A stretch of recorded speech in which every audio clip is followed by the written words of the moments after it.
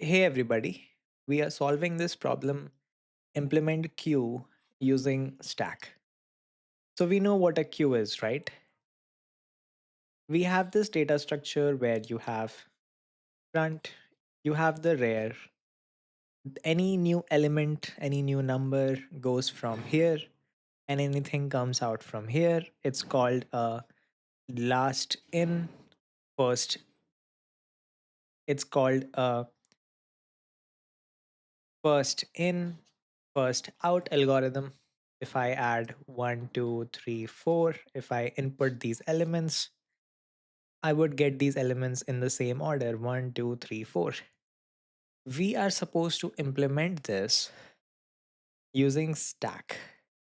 Now, stack has a very different behavior. A stack is last in, first out. If we add these same numbers in a stack, we would have 1, 2, 3, and 4 like this. When we take out the element, we would take out 4 first, then 3, then 2, and then 1. So we are supposed to implement first in, first out from last in, first out. And what functions are we supposed to implement? Push, peek, pop, and empty. Push is adding these elements to the queue. Peek is just looking at the top element.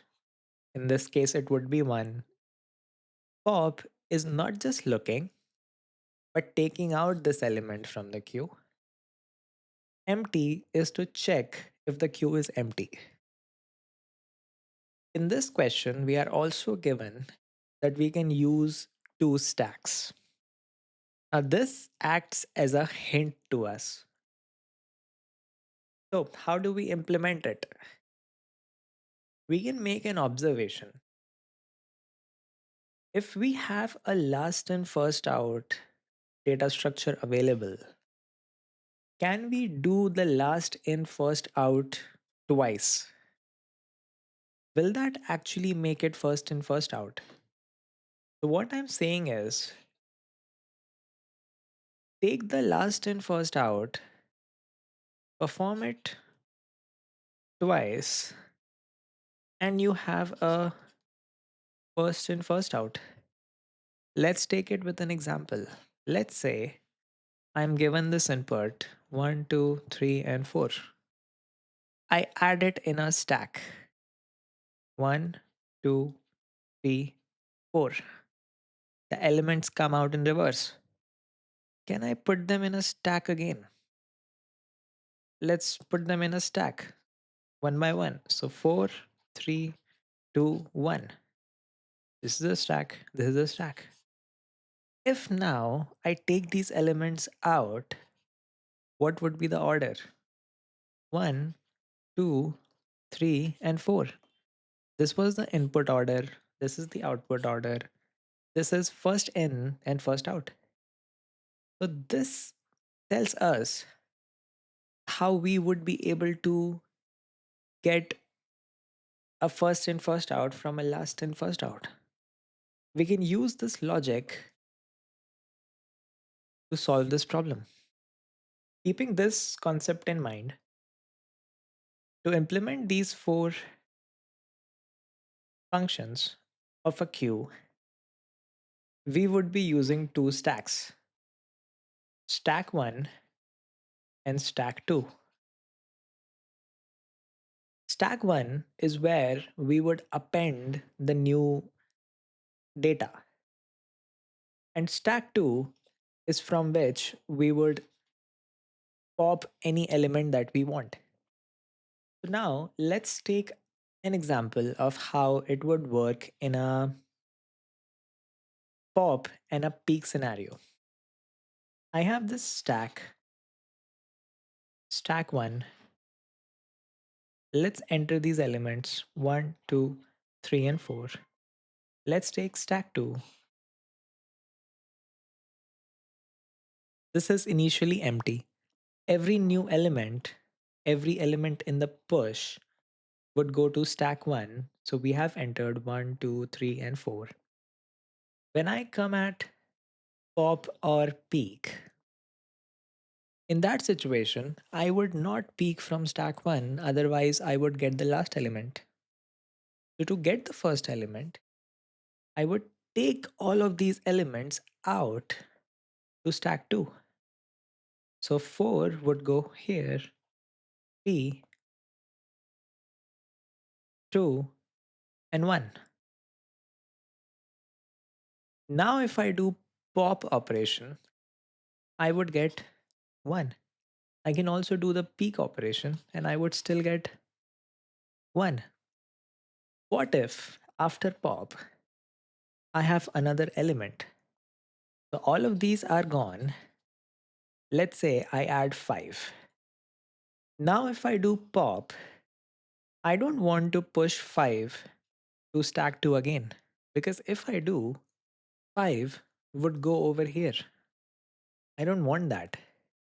Because if I do pop then I get 5, which is not the right order. The 5 should actually go over here.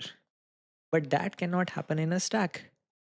So what I have to do is I have to wait until the stack 2 is empty. So I have to keep the 5 in the stack 1 until stack 2 has elements. So what if we keep popping? So for the first step, we pop 1, we pop 2, we pop 3, we pop 4. Now the stack 2 is something like this. It's empty. Now we have a 5 over here. We might have received 6 and 7 at the same time. In this case, if we get another pop, stack 2 is empty, so we fill it up with stack 1. 7, 6, and 5. Now if I do a pop, the next element would be 5, and then 6, and then 7, which is in order. So we can see that these three can be implemented using this logic. How about empty? We can make this observation that this that the queue is actually stored in both the stacks. One of the stack does not contain everything. So in the empty condition, we need to check if both the stacks are empty. If both are empty, then we have an empty queue. Now that we understand the logical explanation of the problem, let's take a look at the code and understand it better. So here we are in the code editor. We are given this class called myQueue. It has multiple functions. The first is the init function. And mind you, I'm working in Python. In your programming language, it would be a little different, but the logic would remain the same. So I have an init function. I have push, pop, peek, and empty, all the functions that we need to implement. In the init function, I am going to initialize the two stacks I want. So I can write self dot stack 1. This would be my stack 1. Self dot stack 2. I have a stack 2. Just a reminder, stack 1 is where I push and stack 2 is from which I pop. So in the push function, I am going to push the new element that is coming up, which is x. So in self dot stack 1 dot append, since it's a list, I'm going to append x. We are done with this function. Pop. In the pop scenario, the elements are supposed to be popped from stack 2, which means I have to check if the stack 2 is even present. It may be empty, right? If not stack 2, if we have an empty stack 2, let me fill the stack with the elements of stack 1. So while self dot stack 1, I am going to do stack 2 self dot stack 2 dot append self dot stack 1 dot pop. We are popping from the top of the stack 1 and appending in stack 2. and this would also be self.stack. Once we are done with transferring all the elements from stack 1 to stack 2, we can say that now I can take the top element from stack 2. So return self dot stack 2 dot pop the top element from the stack. If I draw the diagram again for better understanding, it's something like we have a stack 1, we have stack 2, these elements are appended. So we transfer these elements to stack 2, 4, 3, 2, and 1. These are gone from here. Now stack 1 is empty. Stack 2, we are doing it using this code. This is the transfer code. And then we take the element from the top, which is happening over here. Now let's take a look at the peak code. The peak is actually exactly like pop with just one difference. Instead of deleting from the stack, which is done in pop, in Python, in the pop function, you this function would return the value and also delete it from top of the stack. So instead of deleting it, we can just return the top element. And we can do that by indexing it with -1. That is the only difference between these two codes. Let's look at empty.